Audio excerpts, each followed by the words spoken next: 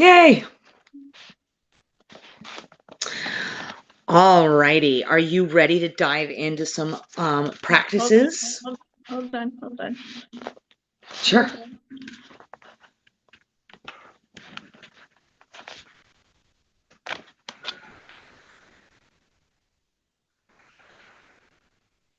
Now let's dive into some lessons to sustain joy. Jenifer, take it away.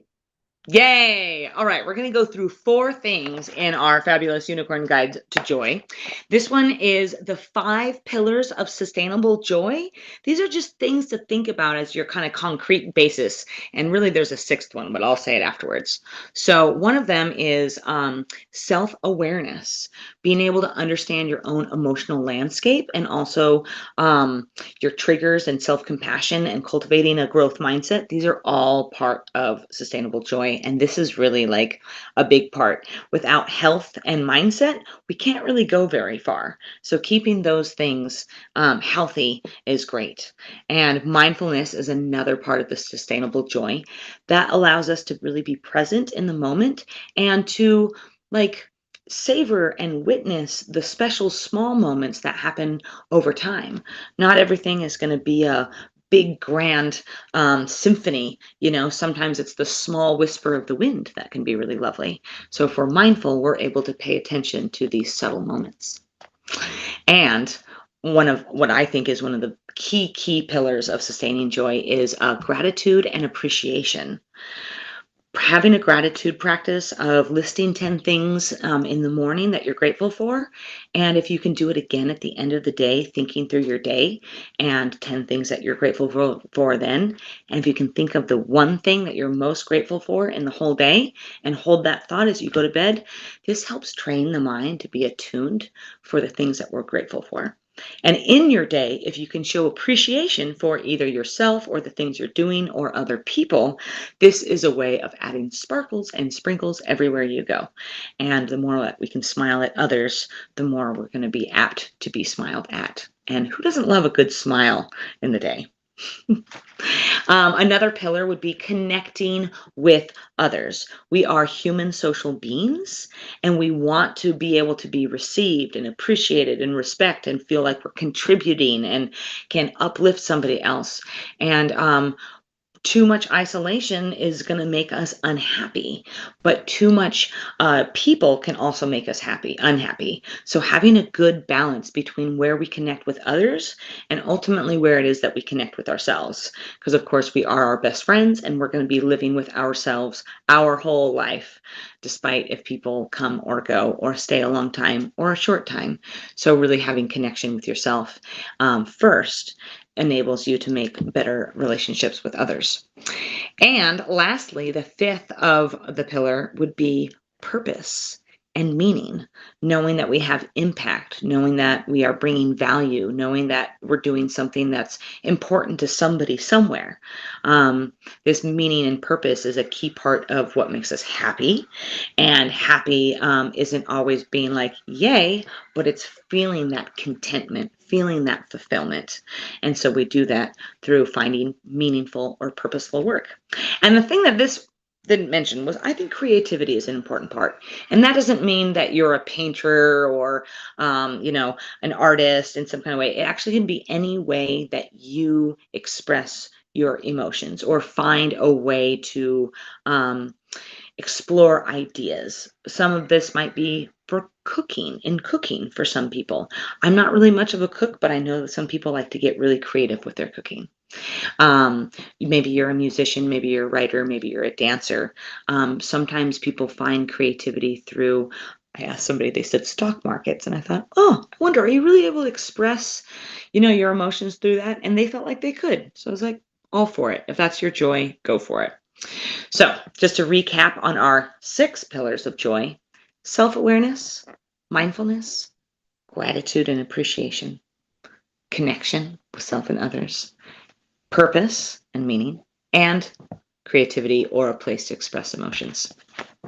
All right, think of those as kind of your main pillars. And now let's move on to our toolkit for amplifying joy. This is a list of practices that are designed to amplify joy in our everyday life. So if these are things that we can incorporate on a daily or weekly basis, then we are setting the stage for more joy to be present and available in our lives. Number one, gratitude journaling. Again, gratitude, gratitude, gratitude. If you can think about it and if you can write about it, keeping a journal is really great.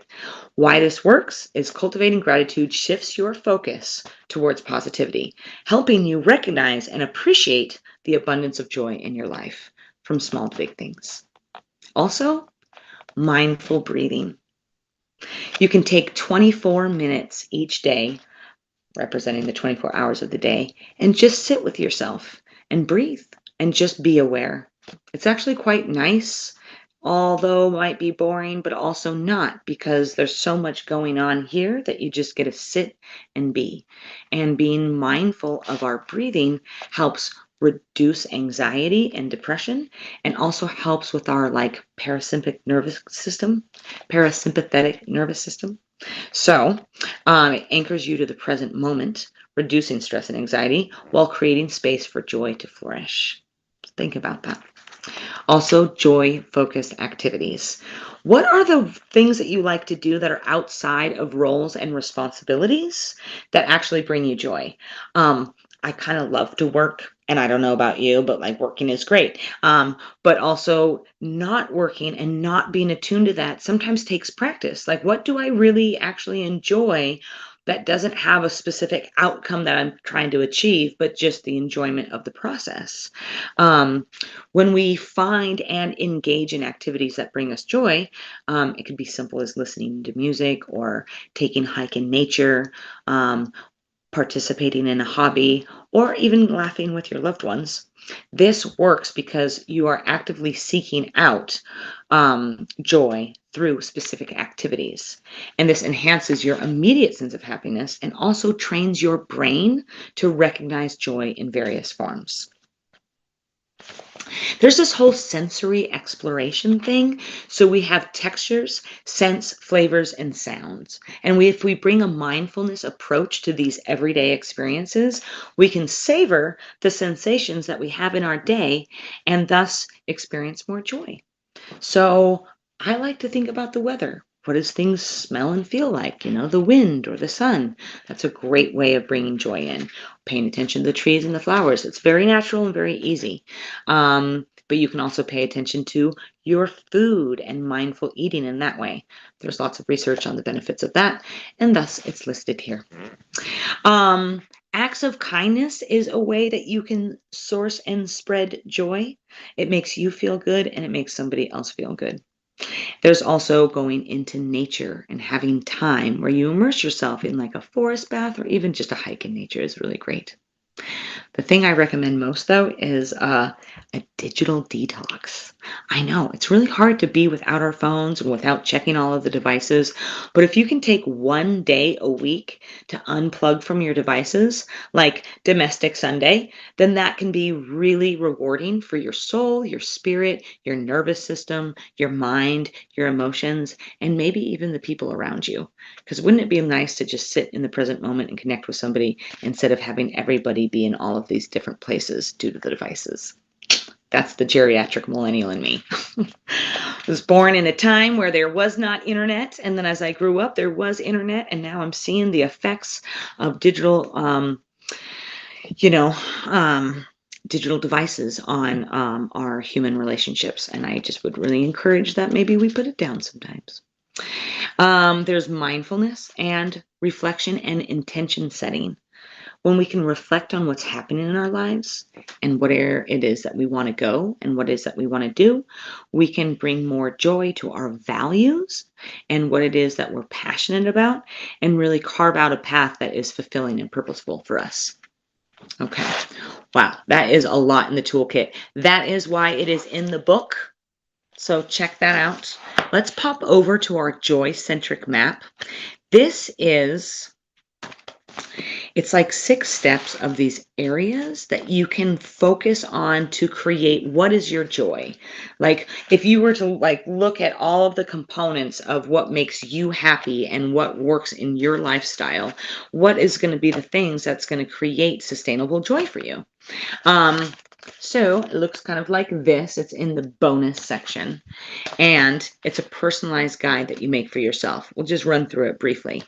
Step 1 is in the self-reflection and intention setting area. So you do some journaling here, and you also do a vision board. In step 2, we identify our joy boosting activities. Like, what is it for you that is joy boosting? I love mountain biking, frisbee, backgammon, and pickleball. Those are pretty fun. I also like ice cream and hot tubs and bacon. These are things that bring me joy. You can mind map these things. And then after you mind map, you prioritize and you schedule where they're going to be. Hot yoga is on Tuesday, pickleball's on Friday. I'm going to see that friend I really like on Saturday nights. I think of social Saturdays. Try to see as many people and have a good time on Saturdays. And then domestic Sunday is like just for you and your family and your home and digital detox. This is a way that you can prioritize things. Freedom Friday, do something that you really enjoy after work or that whole day if you have it off, however that works for you. All right, step 3, cultivating the mindful lifestyle. In this, we work on mindful moments and our digital detox. And in step 4, we work on building a supportive environment. This has to do with our social connections.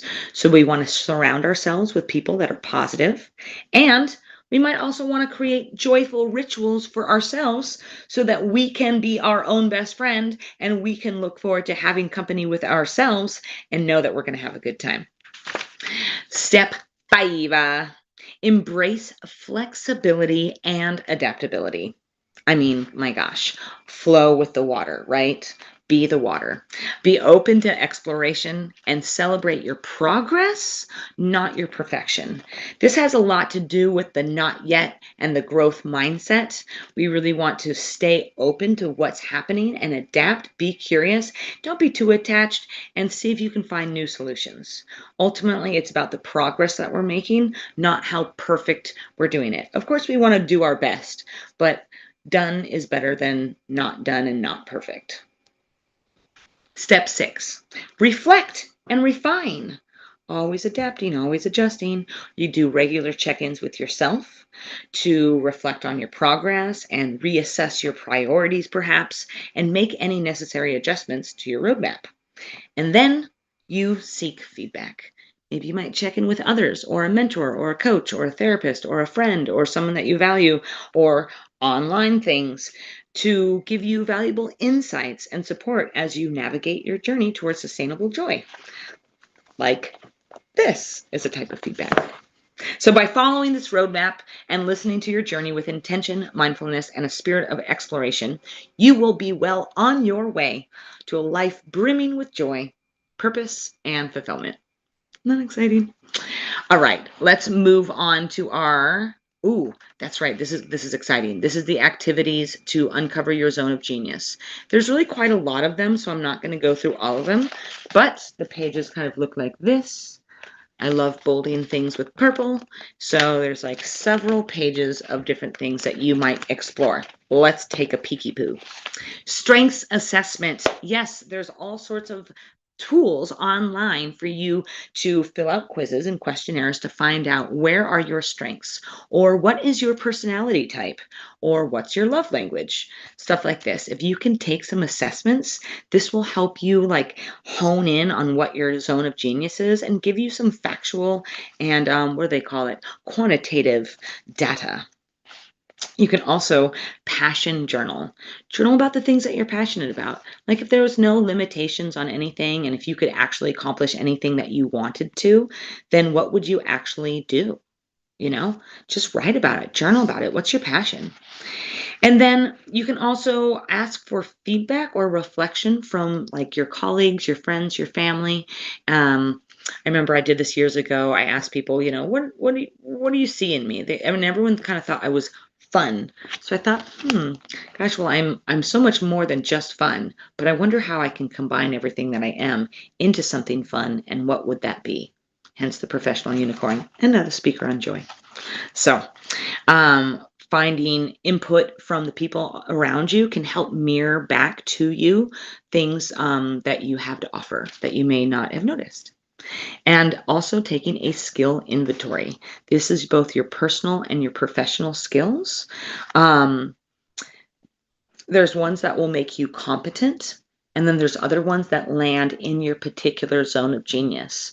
So see if you can make like a skills inventory for what you're capable of doing versus what only you or a few others like you might be able to do.